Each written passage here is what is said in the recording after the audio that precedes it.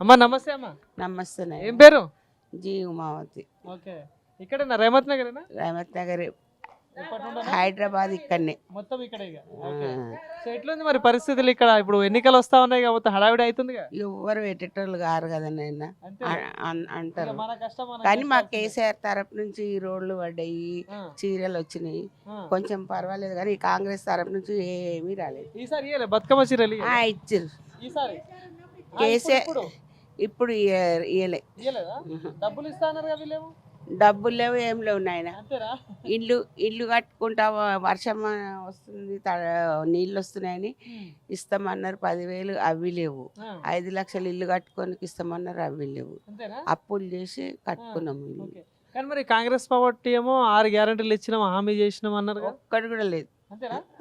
ఈ free current? ఆ free current ఒకటి ఉన్నది, ఓకే. అంతే. మరి గ్యాస్ సంగతి ఏంది? అందరూ మెయిన్ గా 500 గ్యాస్ ఇస్తున్నాం అని చెప్పేసి ఓ ప్రచారం చేస్తారు. లే ఆ? 1000 లోపల కడతాం.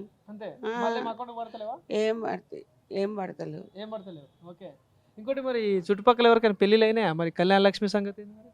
ఇక్కడ ఎవ్వరికి రాలేదు, ఎవ్వరికి రాలేదు. ఆ, తులం బంగారం అన్నారు. ఎవ్వరు ఈ గల్లీలో మట్టుకు ఎవ్వరికి రాలేదు. ఏమో మరి అక్కడ దిక్కు అక్కడ సైడ్ వచ్చినాయేమో. ఈడ రాలే బేట. సరే, మీ ఇంట్లో ఎవరన్నా పెన్షన్ తీసుకునే వాళ్ళు ఉన్నారా? నేనే, మా ఆయన చనిపోయాడు. మా ఆయనది ఆ, 1000 రూపీస్ వస్తుంది, ఆయన లేడు, చనిపోయాడు. ఆయనది నాకు వస్తుంది, అంతే. ఆ.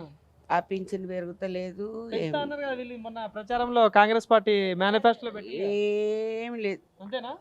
ఆ, పెట్టులేదు, చేసులేదు. ఓకే. ఎట్లా బతుకుతాం నాయన? కొడుకులు ఎవరు చూస్తారు, ఎవరు చేస్తారు? ఒక ఏజ్ వచ్చినాక ఎవరు చూడరు. మా బాధలు ఎవరికి చెప్పుకోవాలో చెప్పు. అవును, అవును. ఆ, పేరుకే. ఆ. ఆ? ఈ ప్రభుత్వం నుండి అయితే ఏం సాయం అందట్లేదు ఇక. ఏం సాయం లేదు, ఏం లేదు. మాకు ఇంత పింఛన్, మాకు విధవాళ్ళకు పింఛన్ అయితే చేస్తే, అవును, మంచిది. ఎంతో కొంత ఆసరా అవుతుంది. అంతే ఇప్పుడు అంతే. రేట్లు కూడా బాగా పెరిగినాయి కానీ సామాన్లు, సరుకులు. ఆ, పెరిగినాయి మరి, ఉమ్, తప్పదు కదా తినడము. తప్పదు. అవును, అప్పు చేసుకొని తినాల్సిందే, తినాల్సింది. తప్పదు. సో మరి ఇప్పుడు ఇంతకుముందు ఇక్కడ ఎమ్మెల్యే మాగంటి గోపినాథ్ ఉండే కదా, చనిపోయిండు. సో మళ్ళీ ఎలక్షన్స్ వస్తున్నాయి. ఈ నెక్స్ట్ నెల 11వ తారీఖు ఉన్నాయి, తెలుసు కదా?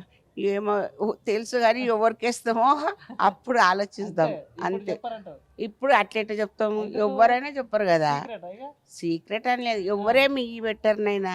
ఓకే. ఆ, కాంగ్రెస్ వాడు పెట్టాడు, బీజేపీ వాడు పెట్టాడు, తెలంగాణ వాడు పెట్టాడు, ఎవరు పెట్టు, అంతేలే. అంతేలే. కానీ అంటే ఇప్పుడు ఇక్కడ మీ రేమత్ నగర్కి జూబ్లీహిల్స్ నియోజకవర్గంలో పనులు చేసే విధంగా చూసుకుంటే ఇంతకుముందు గోపీనాథ్ ఉన్నాడు, ఇప్పుడు ఎమ్మెల్యే లేడు కాబట్టి ముగ్గురు నిలబడుతున్నారు. ఆ గోపీనాథ్ వాళ్ళ భార్య, ఇటు నవీన్ యాదవ్, దీపక్ రెడ్డి.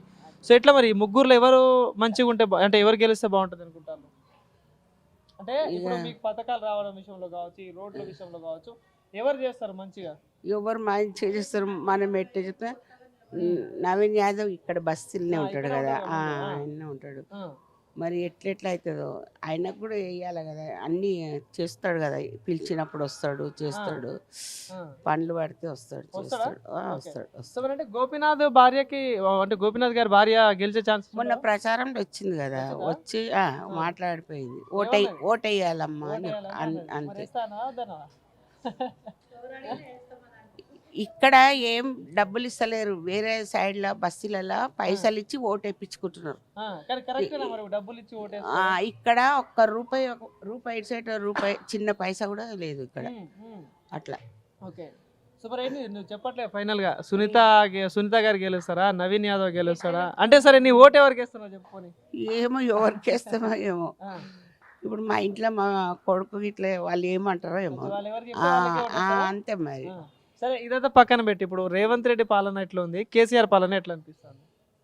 రేవంత్ రెడ్డి అన్ని ఒప్పుకున్నాడు కానీ ఏది కాలేక బస్సు ఒకటి ఫ్రీ అయింది. ఎక్కినావా పోనీ బస్సు? నాకు నొప్పులు, నాకు ఆరోగ్యం బాగుండదు బిడ్డ. ఫ్రీగా అంటారు కానీ నేను ఆ జనాలను చూసి నా ప్రాణం పోతుంది.